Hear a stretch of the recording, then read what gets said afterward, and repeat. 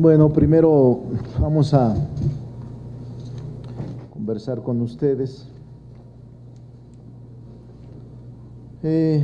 Hemos estado ahora en una reunión muy productiva, un diálogo franco con el canciller, con toda la Junta de Coordinación Política, con los coordinadores de los grupos parlamentarios y coordinadoras, y con las 4 presidentas de comisiones de Relaciones Exteriores y la presidenta de la mesa directiva. Fue una reunión realmente interesante. Y es precisamente a través del diálogo que ha iniciado esta nueva etapa, creemos nosotros, en la relación bilateral entre México y Estados Unidos, dejando de lado los esquemas enfocados en solo adquirir armamento como pilares de la pacificación, para poner en el centro del desarrollo y la salud pública los temas más importantes. En esta nueva etapa, desde el punto de vista de la mayoría legislativa, hemos recuperado el respeto a nuestra soberanía, estamos construyendo las bases de una confianza y respeto mutuo, y dejamos de ver la cooperación como un asunto meramente asistencial,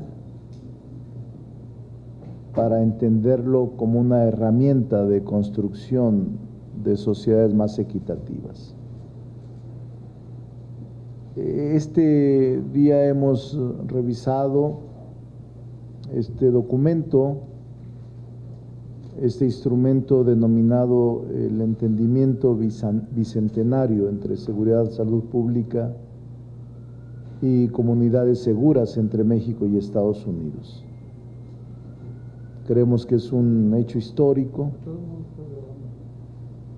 Intentamos dejar de ser un país que permita la intromisión a cambio de ayuda para pasar a un aliado estratégico de Estados Unidos, con quien deseamos construir un marco integral para atender temas urgentes como la seguridad, la salud, el desarrollo.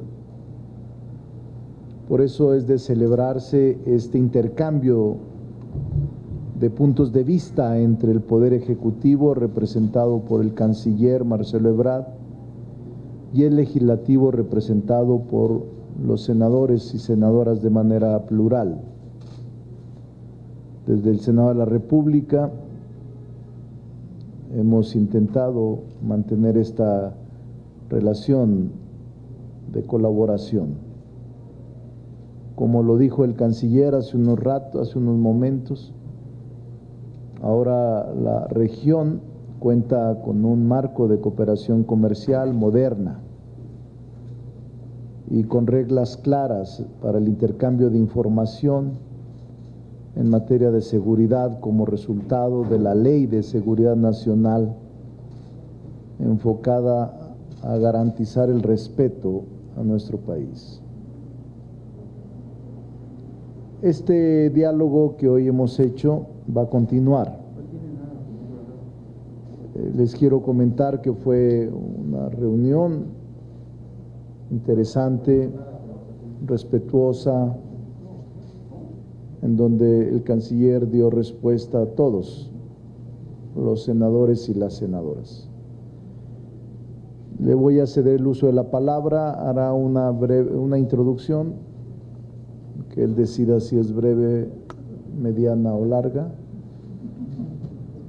y luego vamos a dar respuesta a 5 preguntas después de que él participe. Adelante, canciller. Muchas gracias, senador Monreal. Saludo a las y los representantes de los diferentes medios digitales y medios de comunicación. Bueno, tuvimos un diálogo, como ya aquí bien se dijo por parte del senador Monreal, muy fructífero. Les he informado cuál es la responsabilidad, la objetividad que nos demanda el entendimiento por la importancia que tiene cuáles son los pilares que tiene y el objetivo final. El objetivo final es proteger de mejor manera a nuestra gente, a nuestras sociedades. Ese es el objetivo. México ha propuesto una serie de temas prioritarios donde plantea, y Estados Unidos ha aceptado, que haya corresponsabilidad, reciprocidad. ¿Cuáles serían estos los principales? ¿Qué queremos lograr de aquí a 3 años? Reducción drástica del tráfico de armas hacia México. Las principales plantas productoras de armas de Estados Unidos se han ido moviendo hacia el sur en los últimos años. Como ustedes saben, ya presentamos una demanda, se informó cuál es el estado que guarda, siguientes pasos procesales.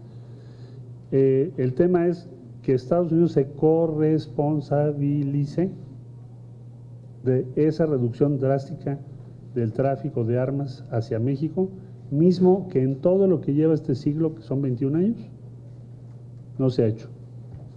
Por lo que se quiera, no se ha hecho. ¿Quiere esto decir que México no se hace cargo de lo que le corresponda? No, México tiene que hacer muchas cosas y se van a ir anunciando paso a paso, como por ejemplo, nuevas tecnologías en puertos y fronteras, por ejemplo, la participación de Marina y Sedena en el sistema de aduanas. Hay muchas acciones que México está emprendiendo, pero hay una corresponsabilidad de Estados Unidos sin lugar a dudas. ¿Por qué lo ponemos como prioridad en este entendimiento, como un eje central? Porque pensamos que en México no podemos reducir la violencia con la disponibilidad de armas que hay. En ningún país del mundo ha pasado. A mayor disponibilidad de armas, mayor número de homicidios e incidentes con armas de fuego. Prioridad que México ha propuesto también la salud. Todo el enfoque los últimos años ha sido ir por un listado de capos. Eso es todo, a eso se reduce, o se redujo la cooperación entre los dos países. ¿Y qué resultados se obtuvo? ¿Se redujo el consumo? No. ¿Se redujo la violencia? No. Entonces, ¿qué no deberíamos hacer algo diferente o intentar algo diferente? Bueno, pues eso es lo que se plantea en esta estrategia, en este entendimiento. Hay que ponerle atención al crecimiento del consumo. Ojo, en 2020, el porcentaje de homicidios en Estados Unidos creció 29%.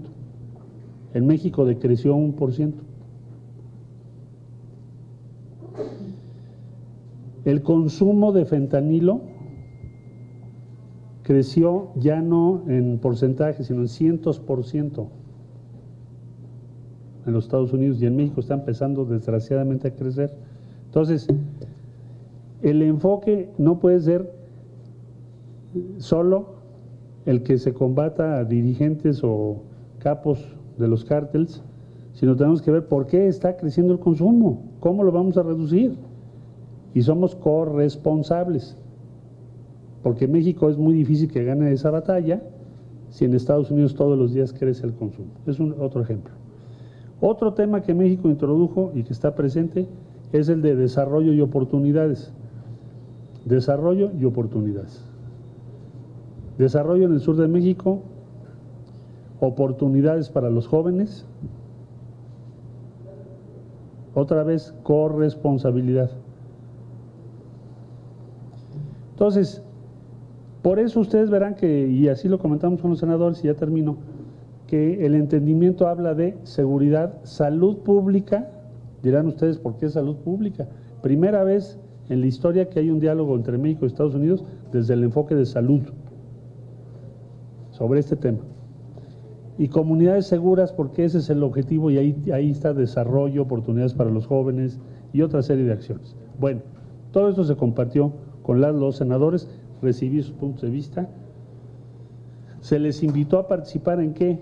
Y concluyo. De aquí al 1 de diciembre, se ve muy lejos, pero no lo es, tenemos que trabajar junto con nuestra contraparte en Estados Unidos para nuestro plan anual 2021-2022. O sea, primera vez, porque pues estamos partiendo a la base que es una alianza, como bien dijo el senador Monreal, primera vez que tendrás un plan anual, verificable. ¿Qué acciones se van a tomar? No algo discrecional y vago. Entonces, hemos invitado, por instrucciones del presidente de la República, al Senado de la República a que participe, sea parte activa y decisiva de la elaboración de ese plan, que si bien está en el ámbito del Ejecutivo, afecta a toda la población. Por eso, cierro agradeciendo al senador Monreal que haya organizado el día de hoy esta reunión de trabajo, que nos da un horizonte a seguir para el 1 de diciembre, y antes del 22 de enero presentaremos cuál es la estrategia de los 3 años de gobierno, 22, 23 y 24, del gobierno del presidente López Obrador y del gobierno del presidente Biden, a qué queremos llegar en esos 3 años. ¿Sería cuánto, señor senador? Muchas gracias, canciller.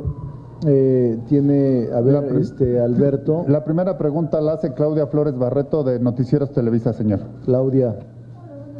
Préndelo.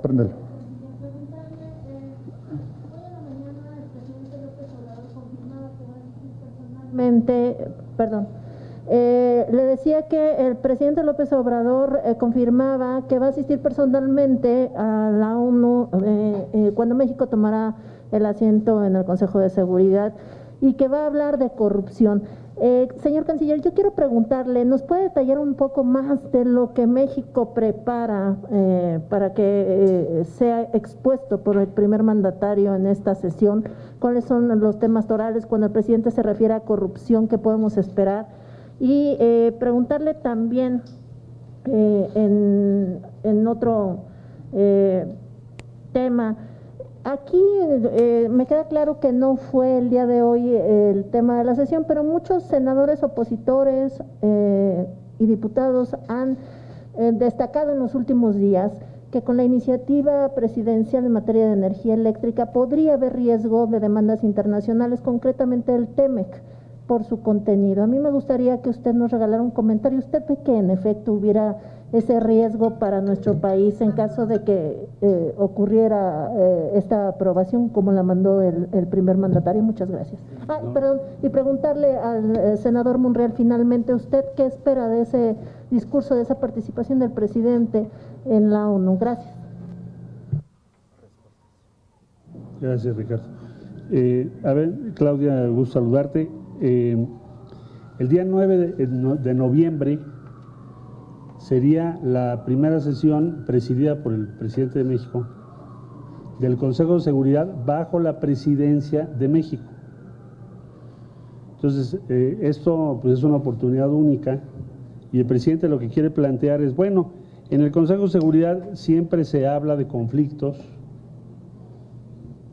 de diferencias entre varios países del mundo, conflictos graves, pero no se ha hecho un análisis de cuáles son las causas hoy de los conflictos en el mundo, qué tiene que ver o cómo se relaciona la pobreza, la desigualdad, la corrupción con los conflictos que ponen en peligro la paz mundial.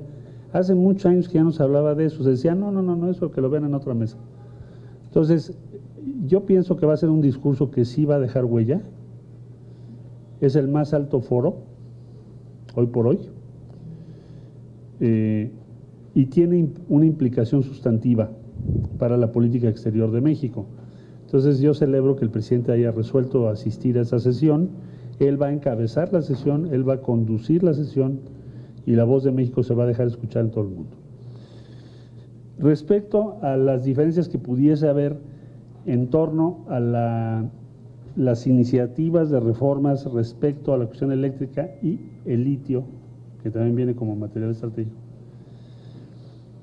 Yo pienso que hay muy diferentes mecanismos para que si alguien se siente afectado o tiene afectación, pues pueda hacer valer sus derechos ante instancias predecibles. O dicho de otra manera, si esto hubiese ocurrido sin que tuviésemos el tratado, pues seguramente podría llegar a ser un gran tema bilateral. Hoy no lo es. ¿Por qué no lo es?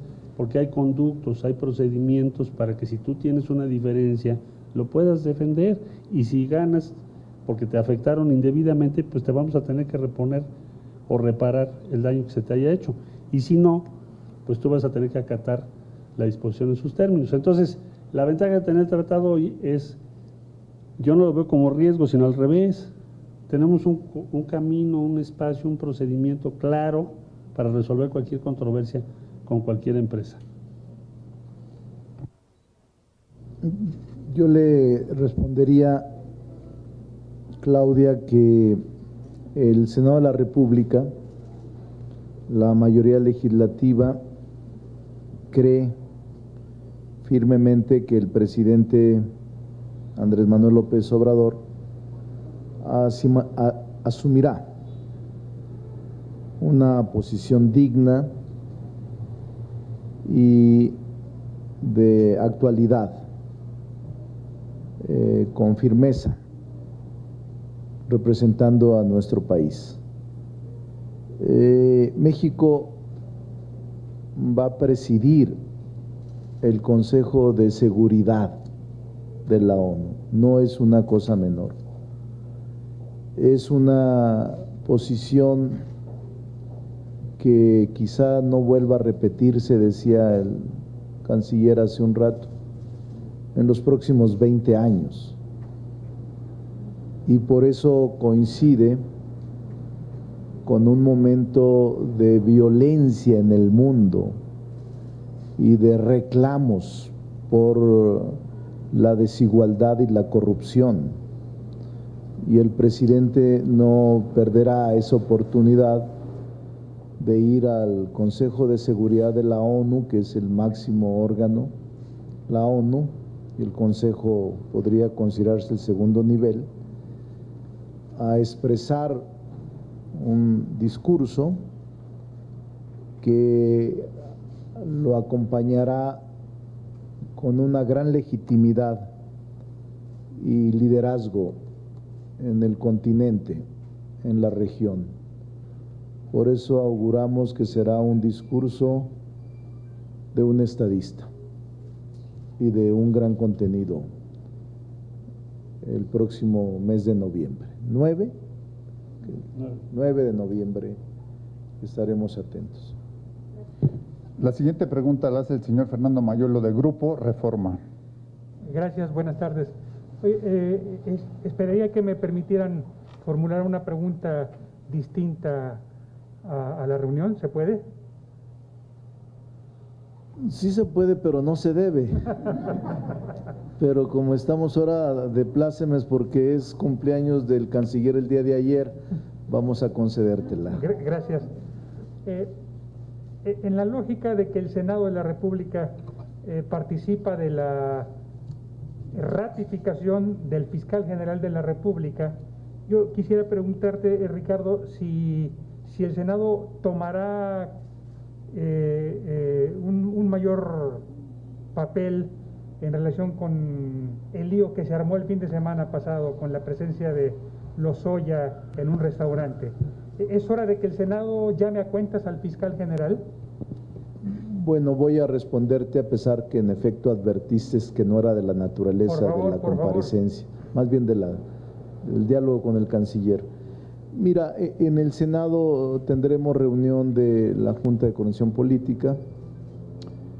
El hecho de poder ser testigo protegido o colaborador, cualquier persona, no permite que tenga una libertad tan amplia de estar en lugares de recreación y menos públicamente expuesto. Hay que actuar con ponderación, moderación. Lo que te puedo decir es que el fiscal general de la República, hasta este momento en el Senado, sobre todo en la mayoría, tiene un voto de confianza y nos parece que ha desempeñado de manera correcta su función. Es un fiscal prudente, cuidadoso, probo, pero eso no exime a que nos reunamos con él. El Senado, no solo en este caso, sino en el caso de los órganos autónomos, tendrá mayor injerencia, interlocución, por razones propias del cargo y porque el Senado es quien los nombra y los ratifica. Entonces, haremos lo propio, sin que esto implique excederse de la función que nos corresponde. Pero ratificamos la confianza en el fiscal, simplemente creemos que el testigo protegido o los testigos protegidos tienen que someterse a un estatus diferente y que deben de actuar con prudencia y con mucha cautela por el papel tan delicado en el que se encuentra. Adelante. La tercera pregunta es del señor Francisco Garfias, que trabaja para Excelsior. Paco. Yo voy a seguir en la línea del señor Mayolo y aprovechar que están de plácemes. No quiero dejar de pasar la oportunidad de preguntarles a los dos, ambos aspirantes a la presidencia de la República, a la candidatura a la presidencia de la República, qué van a hacer en el caso de que no haya piso parejo en la carrera hacia el 24. Esa sería mi pregunta. Hoy voy a abusar de mi cortesía y se lo voy a pasar esa pregunta al canciller. Bueno, cuando sean los tiempos y los momentos para eso, si es el caso, pues lo diremos, ¿no? Hoy no ha sido objeto de esta reunión y pues yo creo que todavía, como bien ha dicho el senador Monreal, falta tiempo. Falta tiempo, pero para ustedes no sería importante entonces que hubiera piso parejo. Siempre, claro que sí, no es otra cosa. Es que el senador ya había dicho alguna vez que él va a estar en la boleta y por ahí me dijeron que usted había dicho que esta vez no va a declinar. Que esta vez no va a declinar. Nunca, yo solamente decliné en el año 2000, cuando Andrés era candidato a jefe de gobierno. Y el riesgo era que se perdiera la ciudad frente a Acción Nacional en esos años. Pero no está en mi horizonte ese tema. La siguiente pregunta, que es la cuarta pregunta, la hace el señor Francisco Ramírez, del Sol de México. Rafael Ramírez, gracias. Rafa. Canciller, buenas tardes. Preguntarle, se ha hablado mucho de los acuerdos, lo que está solicitando México hacia Estados Unidos en cuanto a apoyo económico, pues en cuanto a freno de tráfico de armas, pero yo quiero preguntarle, México está por desplegar la red 5G y la pregunta es si le va a abrir la puerta a México a Huawei para que participe en esta apertura de la red 5G. Hace unos meses, en mayo me parece, directivos de la empresa se reunieron con funcionarios de comunicaciones y transportes en México y hablaron de la cooperación, aunque no precisaron en qué iba a ser esta cooperación. No sé si esto le caiga muy bien al gobierno de Estados Unidos, al presidente Biden, dado el pleito comercial que tienen. Me gustaría saber qué es lo que pide México y particularmente en este sentido. Bueno, este tema no ha sido todavía objeto de un trato entre tu servidor y el secretario de Estado u otros altos funcionarios de Estados Unidos. Sigue siendo una materia hoy por hoy de las áreas técnicas de comunicaciones y transportes, no está en el ámbito todavía de la relación bilateral de tipo político. Entonces, en este entendimiento no se discutió ese punto en particular que tú estás comentando. Ahora, ¿eso quiere decir que no se discuta en el futuro? Bueno, no necesariamente, a lo mejor en un futuro sí lo discutimos y en ese caso se los hago saber, pero hasta el día de hoy no. Pero, bueno, en otro ámbito, ¿qué le está pidiendo Estados Unidos a México? ¿Que coopere con qué? Estados Unidos necesita la cooperación de México en materia de narcotráfico y seguridad por muchas muy diversas razones, y la preocupación de ellos es que estuviera prácticamente sujeta esta cooperación a un entendimiento mayor que no se había dado. En pocas palabras, Estados Unidos tenía interés en que se reanudara la cooperación y entonces México tuvo oportunidad de plantear sus prioridades. Y hablamos de una alianza porque tiene ciertas obligaciones en una alianza. ¿Cómo qué obligaciones tienes en una alianza? Bueno, pues en una alianza, si tienes información sensible sobre tu contraparte, la tienes que poner sobre la mesa. En una alianza, si tú pides 30 y tantas extradiciones y se conceden y se procesan, y tu contraparte te pide una, pues la tienes que procesar, ¿o no? Entonces, eso es una alianza. Entonces, esas son las condiciones que ahora vas a ver tú paulatinamente que van a quedar claras en este entendimiento. Pero no es de que Estados Unidos me pida algo específico, oye, quiero que me des esto. Necesitan una cooperación, ¿por qué? Por su seguridad nacional, pues tenemos 3,000 kilómetros de frontera. Nosotros, ¿por qué necesitamos la cooperación? Ya lo expliqué, porque nos conviene para reducir el tráfico de armas, nos conviene para aumentar la seguridad del país. Entonces hay una,